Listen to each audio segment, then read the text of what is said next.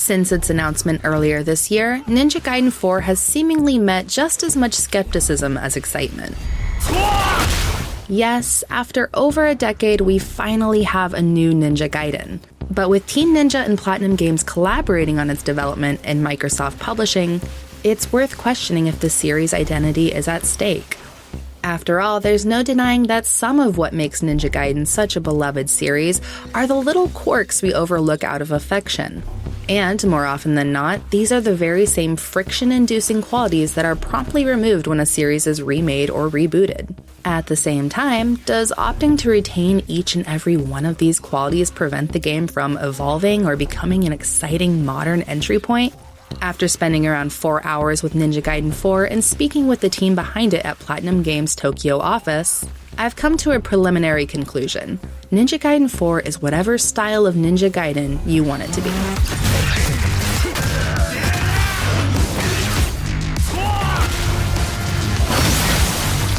More so than previous entries in the series, Ninja Gaiden 4 emphasizes flexibility.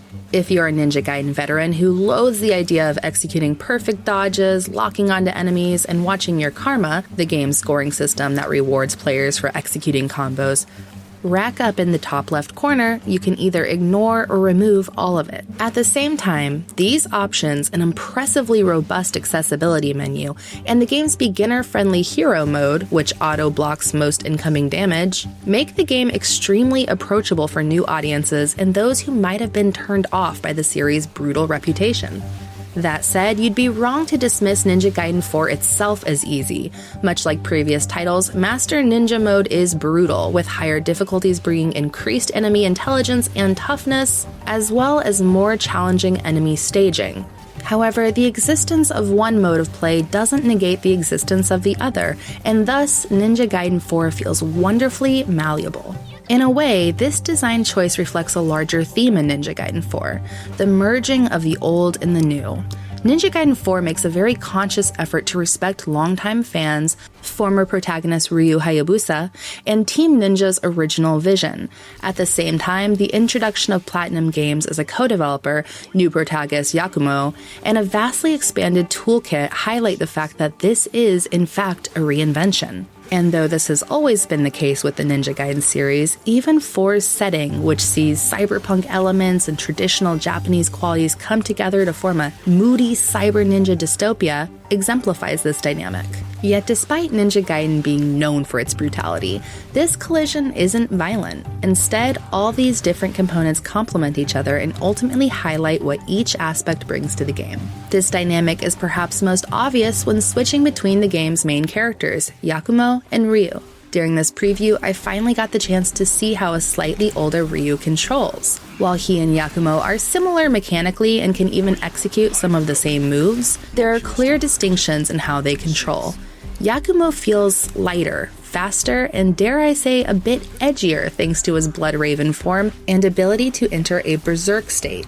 Ryu, on the other hand, packs a harder punch, feels more professional and precise, and comes with some of his classic ninpo arts in lieu of a new winged form, adding to the sense that he truly is a master ninja at this point. Another major difference between Yakumo and Ryu that reinforces these design principles is the fact that while Ryu sticks to his trusty blade, Yakumo has a handful of weapons to choose from, with some being more experimental than others.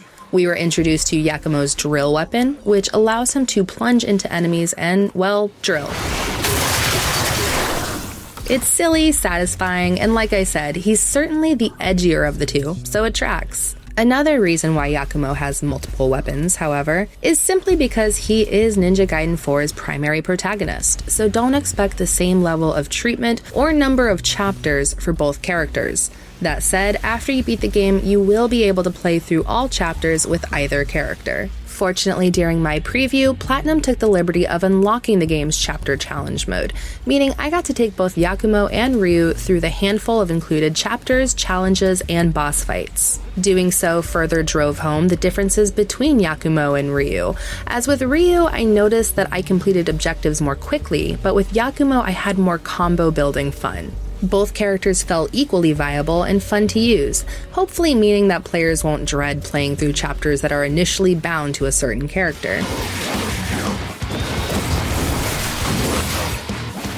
After going through the game's first chapters and completing a few challenges, I opted to face off against two of Ninja Gaiden 4's first bosses, a lightning sword-wielding commander and the Kitsune courtesan. Though neither one was abnormally brutal, both offered up the same vital lesson.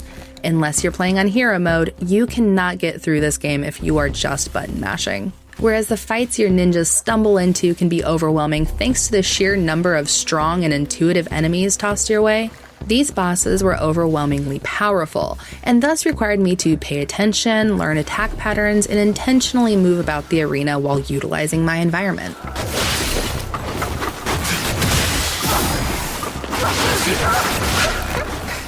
I had a great time with both of these enemies.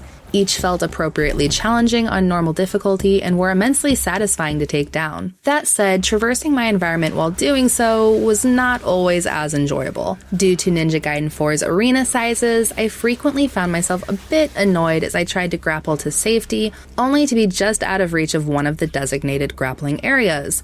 Granted, some of this could be attributed to user error, and larger arenas are necessary considering Platinum naturally adds some of its iconic bullet hell style combat moments to the game, particularly in the Kitsune courtesan fight. That said, it still felt a bit stilted to me and made traversal feel slightly less fluid. The locations I explored in Ninja Gaiden 4 didn't vary too much from one another visually.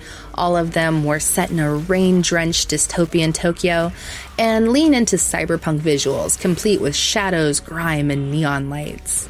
That said, and although I would have loved to see variation in environments to help break things up a bit, those included in the preview were striking and featured plenty of cinematic imagery and interesting set pieces, such as the gargantuan floating dragon skeleton that ensnares the city.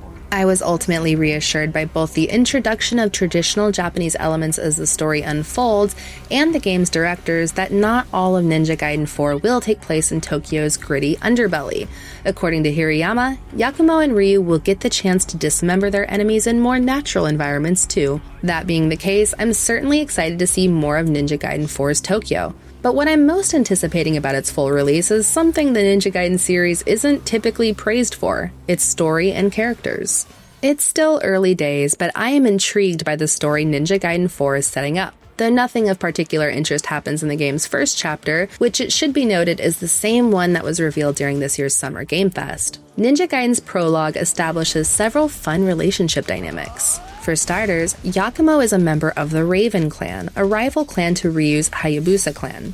Things are further complicated when we discover that, in the 7 years since Ryu essentially failed to completely kill the dragon whose corpse hangs over Tokyo and causes the city's blighted reign, he has since aligned himself with the Divine Dragon Order, the Raven clan's sworn enemy. As such, when Ryu and Yakumo finally meet, it seems likely it will be as enemies. The prologue also introduces us to Ninja Gaiden 4's main heroine, the Dragon Priestess Sayori. It took me all of one scene to completely adore her and the dynamic she has with Yakumo. Whereas Yakumo is quiet, edgy, and serious, Sayori is filled with confidence, charm, and humor, making their force pairing excruciating for him, even if she is exceptionally pretty. On the surface, their relationship feels a lot like Cloud and Aerith's from Final Fantasy VII, so naturally, I'm eager to see where things go. Fortunately for me and all of you extremely patient Ninja Gaiden fans, we won't be waiting much longer to see how things play out. Ninja Gaiden 4 is scheduled to release on October 21st and will be available on PC, PS5, and Xbox Series X and S. If you're an Xbox Game Pass subscriber, Ninja Gaiden 4 will also be available to play at no additional cost on day one.